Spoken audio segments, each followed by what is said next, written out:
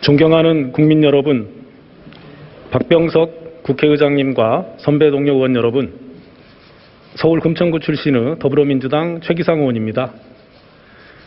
국회의원 임기가 어느덧 1년 가까이 지나고 있습니다.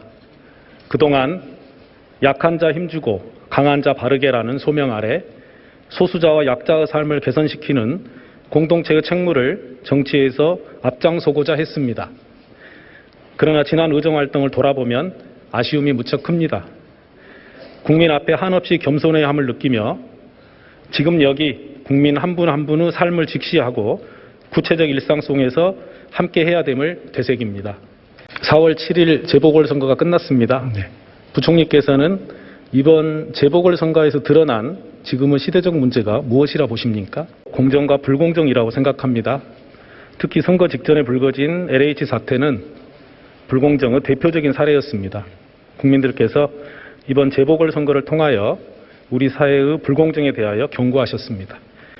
특히 2030 세대의 공정에 대한 기준은 기성세대들과 분명 차이가 있어 보입니다. 인천국제공사 정규직 전환, LH 사태 등에서 보이듯이 더 높고 새로운 수준의 공정의 가치를 요구하고 있습니다.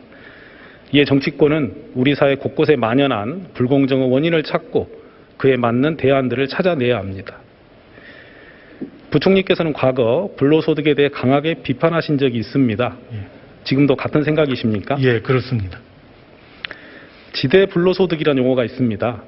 지대를 부동산에서 발생하는 것으로만 생각하기 쉬우나 노력에 대한 정당한 대가를 뛰어넘는 이익, 특권 특혜를 통한 얻은 이익은 모두 지대라고 할 수 있습니다. 이런 지대 불로소득의 경로는 다양합니다. 부동산 투기, 정관애우가 대표적입니다. 또한 재벌 일가의 주가 조작 등으로 인한 불법 승계와 사립학교의 적벌 운영 대물림, 퇴직 후 관련 기관 재취업에 집중하는 관료들, 국회의원과 지방자치단체장, 지방의원을 비롯한 선출직 공직자의 이권 추구 등도 해당됩니다. 현재 우리 사회 곳곳에 이런 소수 특권층을 위한 반칙이 구조화되었고 이를 세련된 이론과 제도들로 합리화하고 있지는 않나 의심이 듭니다. 지대 불로소득은 소수에게 집중되어 있어 이를 방치하면 불평등만 가속화될 뿐입니다. 지대 불로소득이 아닌 정직하고 성실하게 획득한 노력소득이 더 가치를 인정받을 수 있어야 할 것입니다. 부총리께서는 이에 대해서 어떻게 생각하십니까? 예, 저는 의원님 지금 말씀하신 거 전적으로 공감하고 동의합니다. 그러한 변화를 위해서 정치권이 나서야 합니다. 이에 저는 정부에 지대 철폐와 불로소득의 환원 등을 포함하여 모든 불공정 문제를 공론화할 수 있는 불공정해소위원회와 불공정신고센터를 시민 참여의 형식으로 설치할 것을 제안드립니다. 우리 국민들은 이미 대입제도와 신고리 오류코기 원전 등에 관한 공론화위원회를 통해 수기 민주주의를 경험한 바 있습니다. 시대적 과제인 공정에 대하여 국민들께서 직접 공정의 기준을 세우고 그 기준에 맞는 제도 개선 방안을 함께 논의하는 일이 공정한 사회를 위해 반드시 필요한 때입니다. 장관님, 최근 어린아이가 미라 사태의 사체로 발견되어 세상을 놀라게 했습니다. 바로 구미 여아 사건입니다. 알고 계시지요? 예.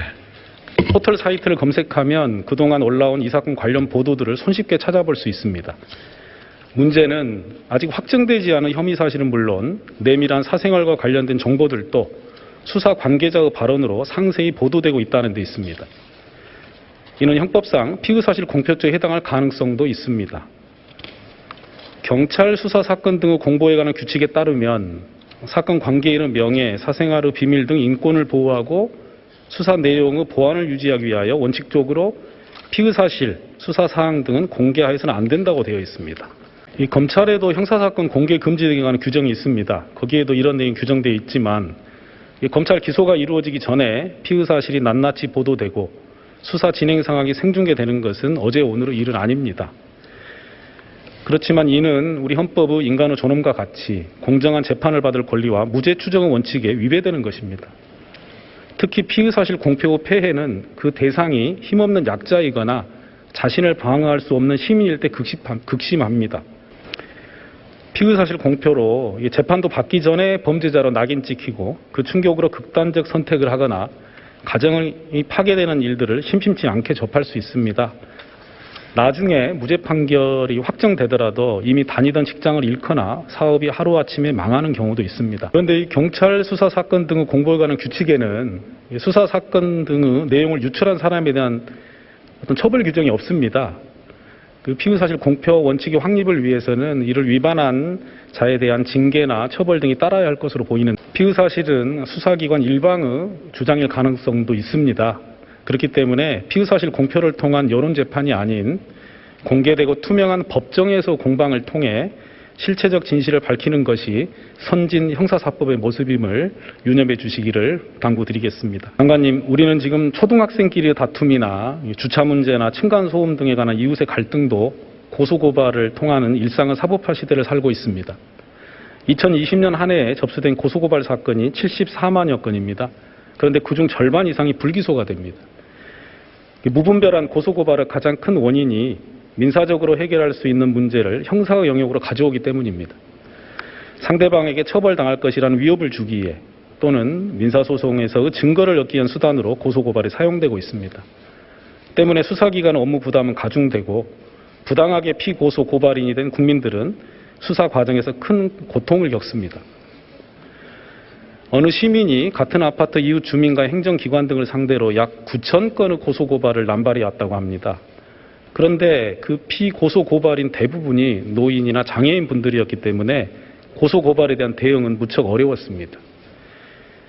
수사권은 꼭 필요한 사건에서 절제되어 사용될 수 있도록 하여 피고소고발인에게 피해가 발생하지 않도록 하는 것도 법무부의 역할이라고 생각합니다. 해외의 사례를 몇 가지 말씀드리겠습니다. 독일과 영국은 피고인이 무죄 판결을 받은 경우 고소인에게 소송 비용을 부담하게 합니다. 프랑스는 고소인에게 공탁금을 납입하도록 하고 있습니다. 일본은 고소장에 기재된 내용이 불명확, 불특정한 경우 고소 수리를 거부할 수 있는 제도가 있습니다. 장관께서 말씀하시다시피 현재 우리나라도 무분별한 고소고발 방지를 위해서 여러 제도를 운영하고 있다는 말씀이지요. 저는 그에 더하여 현재 논의 중인 사실적시 명예훼손이나 모욕죄와 같은 범죄의 비범죄와 불기소 사건의 유책 고소인에게 소송비용 부담, 고소각하 제도의 더욱 적극 활용 등 법과 제도 개선이 정말 시급하다고 생각합니다. 장관님, 국회에서 관련 입법이 진행된다면 법무부도 이에 적극 협조하시겠습니까? 어찌됐든 의원님께서 그러한 어떤 대안을 발의를 하신다면 함께 깊이 논의하고 전향적으로 검토할 생각이 있습니다. 예, 감사합니다. 상의 드리겠습니다. 이 고소고발의 남발은 정치권 역시 반성해야 할 부분이 있습니다. 국회의원이나 당 지도부가 상대 당 혹은 상대 진영에 대한 고소고발장을 들고 검찰청을 찾는 모습은 국민들께 이미 익숙합니다.